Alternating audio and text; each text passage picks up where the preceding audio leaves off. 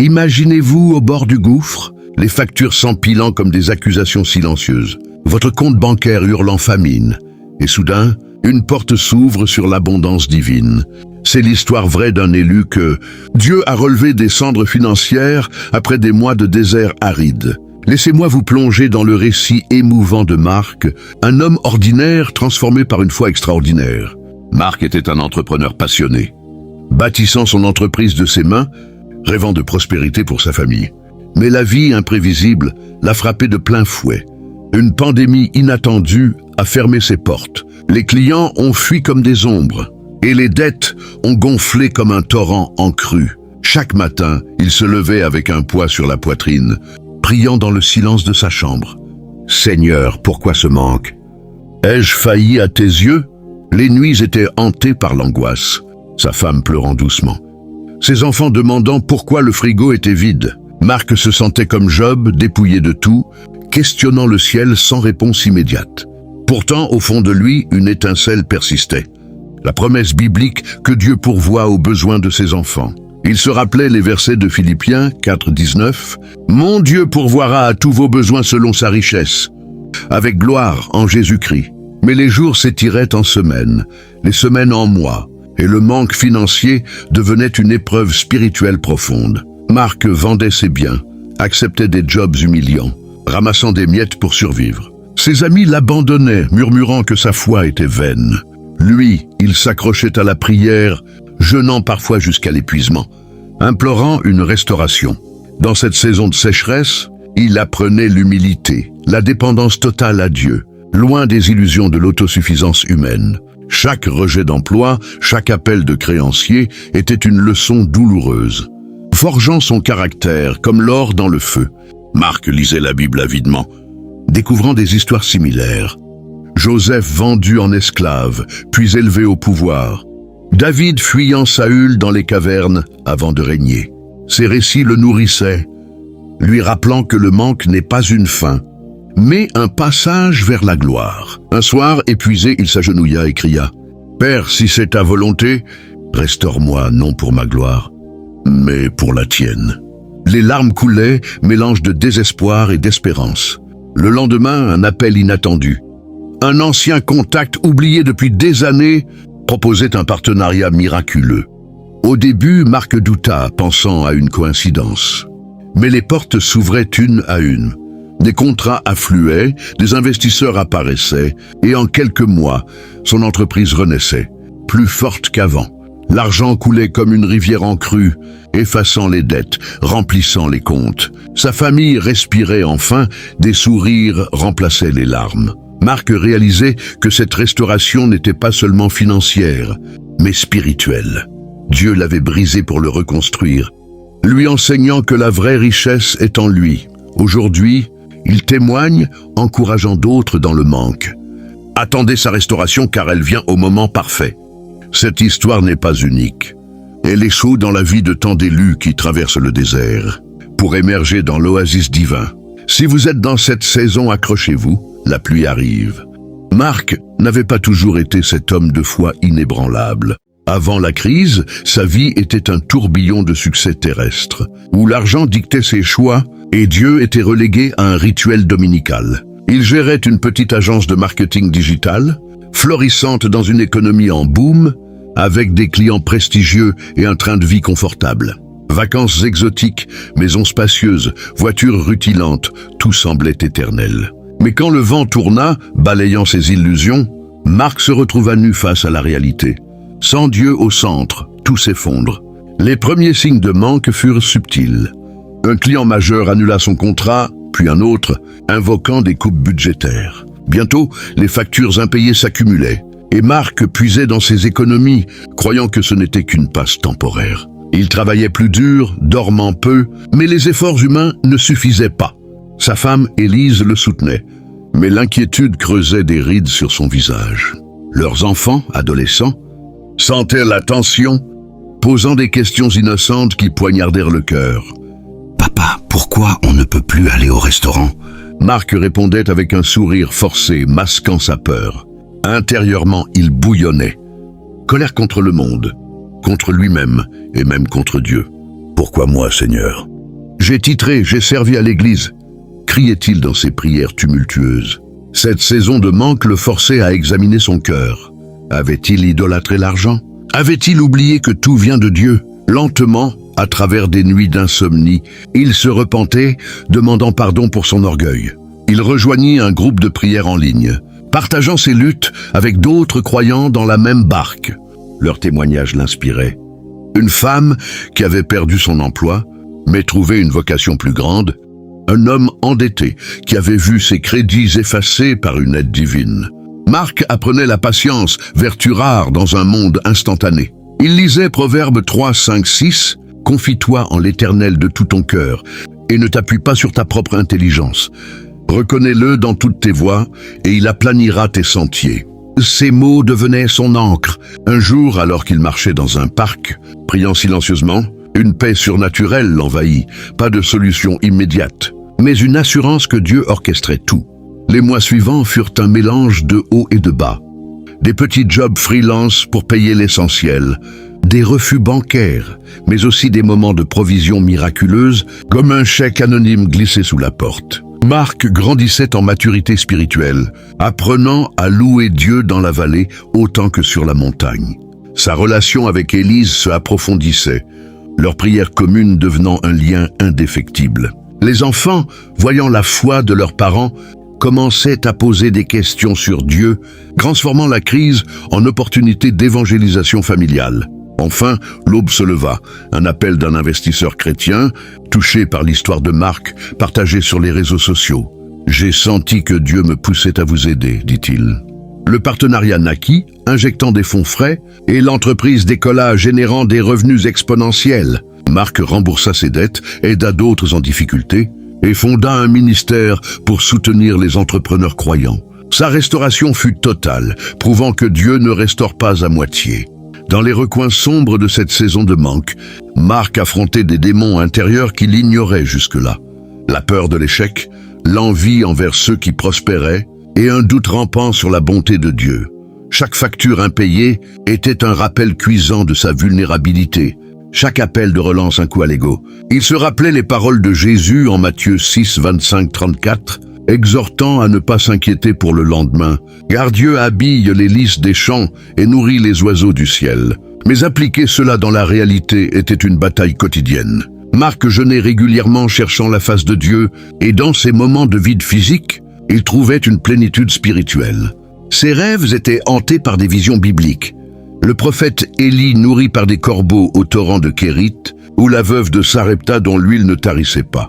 Ces histoires le fortifiaient, lui rappelant que le manque est souvent une préparation divine. Élise, sa compagne fidèle, devenait son pilier, organisant des soirées de prière avec des amis, où des chants de louanges chassaient le désespoir. Un soir, lors d'une telle rencontre, un prophète invité posa les mains sur Marc et déclara « Le Seigneur dit, ta saison de manque touche à sa fin. Prépare-toi à l'abondance. » Marc pleura, sentant une onction fraîche. Les semaines suivantes, des opportunités surgissaient. Un contrat freelance inattendu, puis un autre, construisant un momentum. Mais le vrai tournant vint quand Marc, inspiré par l'esprit, pivota son business vers des services en ligne adaptés à la nouvelle réalité post-pandémie. Son ingéniosité, guidée par Dieu, attira des clients internationaux. Les revenus affluaient, effaçant les arriérés. Marc acheta une nouvelle maison, plus modeste, mais remplie de joie, et commença à donner généreusement à l'Église et aux œuvres caritatives. Sa témoignage se répandait, inspirant des milliers via des podcasts et des conférences. Il réalisait que la restauration financière n'était pas une fin en soi, mais un moyen pour glorifier Dieu et aider les autres. Aujourd'hui, quand il regarde en arrière, Marc voit le manque comme une bénédiction déguisée, qui l'a rapproché de son Créateur. Si vous traversez cela, sachez que Dieu prépare votre élévation. Et persévérez dans la foi, car sa restauration dépasse l'imaginable. L'histoire de Marc n'est pas isolée.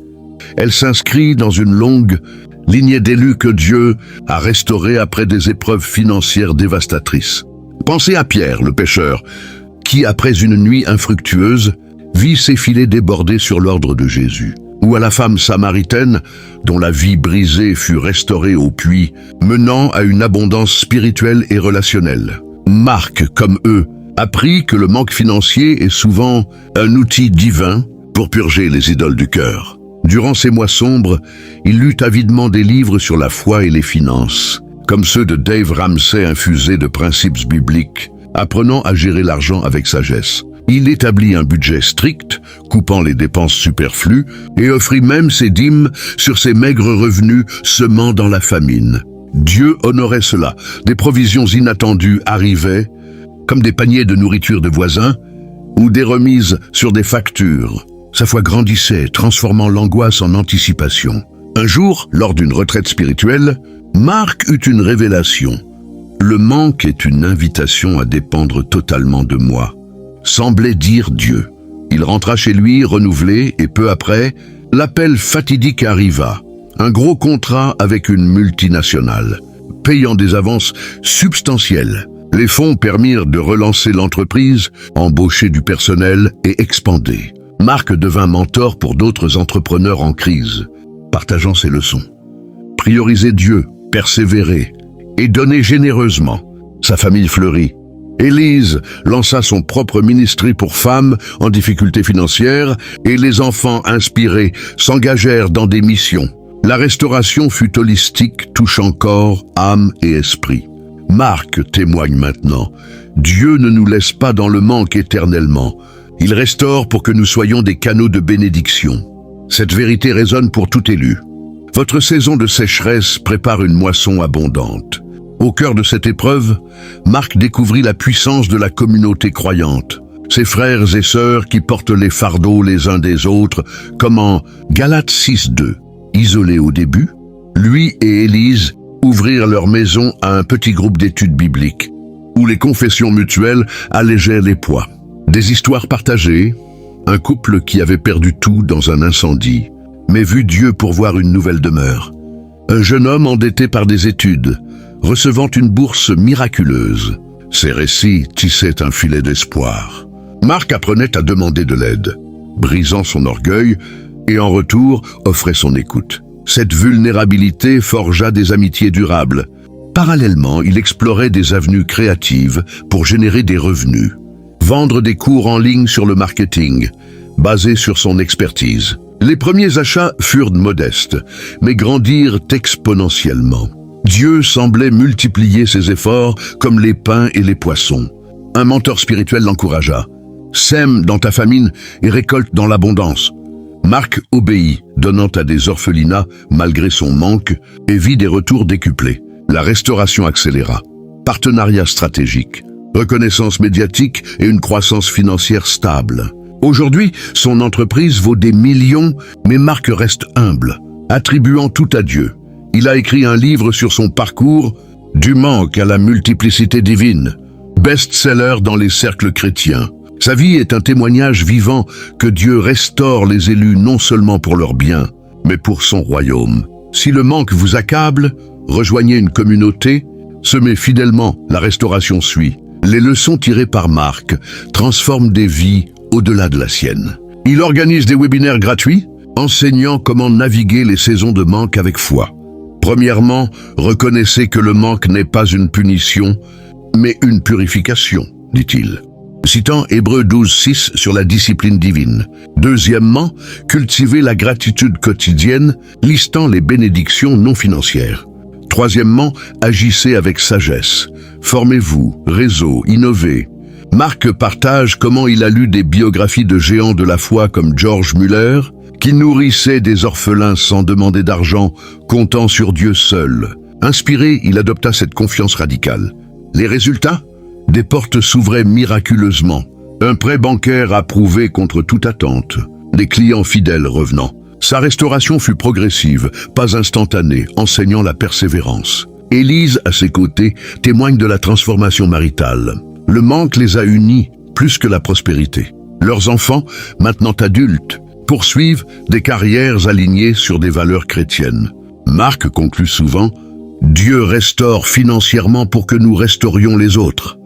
Son histoire inspire une génération à traverser le désert avec espérance. Marc se souvient vividement du jour où tout bascula vers l'abondance. Un email matinal d'un investisseur angel offrant un financement substantiel sans conditions draconiennes. « J'ai prié pour vous », écrivit l'homme, un frère en Christ. Les fonds injectés relancèrent l'agence avec des campagnes virales, générant des revenus records. Marc embaucha des employés, créant des emplois, et implémenta des pratiques éthiques, honorant Dieu dans les affaires. La croissance fut exponentielle, dépassant les pré-pandémie niveaux. Il diversifia, investissements immobiliers, start-up tech, tout guidé par la prière. Les dettes effacées, il établit un fonds d'urgence et un plan de dons systématique. Sa vie devint un cycle de réception et de dons. Comme en 2 Corinthiens 9, 6, 8, Élise et lui voyagèrent, pour témoigner, de conférences en Afrique à des églises en Europe. Les retours étaient émouvants. Des emails de personnes encouragées sortant de leur propre manque. Marc réalise que sa restauration sert un but plus grand, glorifier Dieu mondialement. Si vous doutez, rappelez-vous, il est fidèle. Au fil des ans, Marc a vu d'autres élus traverser des saisons similaires, confirmant que le pattern divin est constant. Manque, raffinage, restauration. Une amie veuve avec enfant perdit son emploi. Elle pria et un héritage inattendu arriva. Un pasteur endetté vit son église fleurir après des années maigres. Ces histoires renforcent la foi de Marc. Il conseille. Dans le manque, creusez plus profond en Dieu. L'abondance suit. Sa propre vie est preuve. De la faillite à la fortune, tout par grâce. Aujourd'hui, retraité partiel, il mentore, écrit, prie. Sa chute personnelle, une reconnaissance éternelle que sans Dieu, rien n'est possible. La restauration de Marc culmina en une philanthropie massive. Fondation aidant des milliers en pauvreté, bourse pour étudiants croyants, soutien à mission. Il vit comme un intendant, non propriétaire. Élise et lui, dans leur maison paisible, remercient quotidiennement. Les enfants, mariés, perpétuent l'héritage. Marc conclut son témoignage. Quand Dieu restaure, c'est pour l'éternité, pas juste les finances, mais l'âme. Une vérité qui marque les cœurs, invitant à l'espérance inébranlable. Dans cette narration, voyez votre propre potentiel.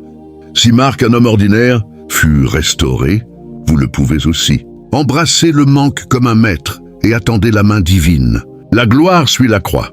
Marc, maintenant sage, réfléchit sur le voyage. Le manque a sculpté son caractère, l'abondance la humilité. Il encourage, confiez vos finances à Dieu. Il multiplie. Sa vie est un phare pour les élus en tempête. L'ultime leçon ? Dieu restaure non pour notre confort, mais pour sa gloire. Marc vit cela, transformé à jamais. Si le désert financier vous entoure, levez les yeux, la pluie divine approche. Abondante et transformatrice. Marc témoigne encore sa voix émue. J'étais brisé. Dieu m'a reconstruit riche en tout.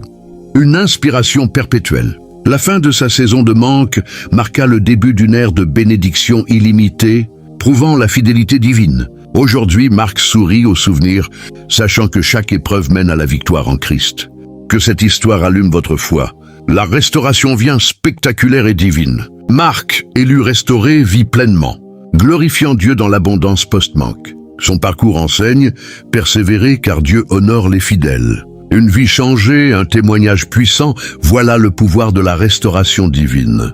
Dans l'écho de son histoire, entendez l'appel, croyez, et voyez les miracles financiers se déployer. Marc conclut, Dieu restaure toujours ses élus, attendez-le avec joie. Cette vérité gravée dans les cœurs transforme des vies éternellement. L'héritage de Marc perdure, inspirant des générations à traverser le manque vers l'abondance. Enfin, rappelez-vous, quand Dieu restaure, c'est mémorable, éternel, divin. Imaginez la seconde où Marc a compris que le miracle n'était pas seulement l'argent qui rentrait. C'était son cœur qui explosait de reconnaissance, au point qu'il en tremblait. Les premiers virements sont arrivés comme des éclairs. Dans la nuit, 45 000 €, d'un seul coup pour un contrat qu'il n'avait même pas pitché. Il a fixé l'écran, incapable de parler, pendant que Élise, derrière lui, murmurait simplement « Merci Jésus ». Ce n'était pas la fin de l'histoire. C'était le début d'une vague que personne n'aurait pu arrêter. En 3 mois, l'agence est passée de survie à explosion. 320% de chiffre d'affaires, équipe doublée, nouveau bureau avec vue sur l'océan. Mais Marc n'a pas fêté ça avec du champagne hors de prix. Il a pris le premier chèque important, l'a posé sur la table du salon et a dit à sa famille, « Ce n'est pas à nous, c'est à lui. » Ils ont prié ensemble, à genoux sur le tapis usé qu'ils avaient regardé exprès comme rappel du désert. Puis il a viré 30% à l'église locale, qui les avait soutenus quand ils n'avaient plus rien, 20% à une association qui nourrit les enfants des rues de Cotonou. Oui, il pensait à vous, Colombe, à tous ceux qui prient dans le silence des nuits chaudes africaines. Le reste, réinvesti pour créer des emplois stables, former des jeunes entrepreneurs chrétiens qui, comme lui autrefois, croyaient que Dieu les avait oubliés. Marc est devenu un aimant à témoignage. Des messages arrivaient tous les jours, des audios WhatsApp larmoyants, des appels à 2 heures du matin. « Frère, j'étais comme toi. » Et hier, j'ai reçu mon premier gros paiement après 2 ans de vide. Il répondait toujours la même chose. « Ce n'est pas moi. C'est lui. Reste collé à sa parole même quand ça fait mal. » Car il savait une chose terrible. L'abondance peut être plus dangereuse que le manque si on oublie d'où elle vient. Il a vu des amis restaurés financièrement, replongés dans l'orgueil en 6 mois. Lui, il s'est imposé des garde-fous. Pas de montre à 15 000 €, pas de vacances ostentatoires, mais une maison simple, une dîme non négociable à 15% et un journal de gratitude qu'il remplissait chaque soir.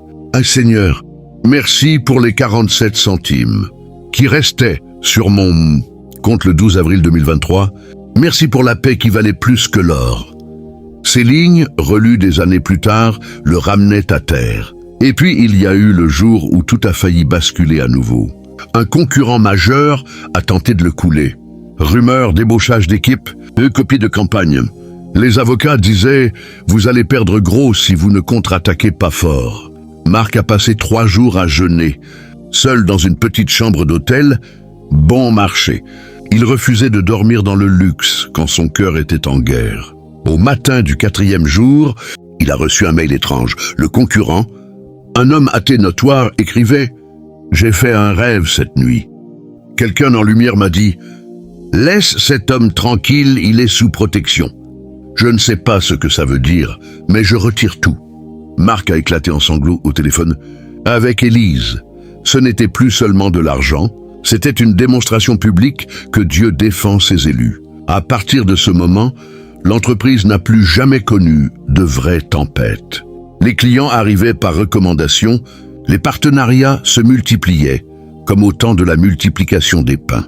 Marc a lancé un fonds d'urgence pour entrepreneurs croyants en crise. 0 intérêt, remboursement quand Dieu le permet. Plus de 120 familles ont été sauvées du suicide financier grâce à ce fonds.